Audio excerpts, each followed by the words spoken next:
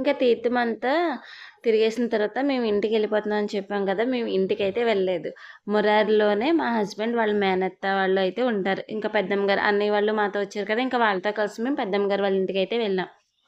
అక్కడ కొద్దిసేపు అయితే కూర్చుని ఇంకా లేట్ అయిపోతుందని మేమైతే బయలుదేరిపోయాం. ఇంకా వదిన పెద్దమ్మ గారు బొట్టు పెట్టి బ్లౌజ్ పీసెస్ అయితే పెట్టారు. ఇంకా మేము వచ్చే దారిలోనే సూర్యాపేట దుర్గమ్మ తల్లి తీర్థం కూడా చాలా బాగా జరుగుతుంది. ఇంకా వెళ్దాం అనుకున్నాం కానీ అప్పటికే చాలా లేట్ అయిపోవడం వల్ల ఇంకా అక్కడికి వెళ్ళి దర్శనం అయితే చేసుకోలేకపోయాం. మేము వెళ్ళే టైంకి అక్కడ క్యూ లైన్ కూడా చాలా పెద్దదిగా ఉంది.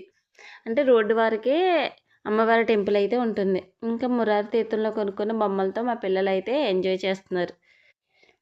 మా మురారి తీర్థం ట్రిప్ అయితే ఈ విధంగా జరిగింది. మా వీడియోస్ కనుక మీకు నచ్చితే లైక్ చేసి మా ఛానల్ అయితే సబ్స్క్రైబ్ చేసుకోండి. Thank you for watching.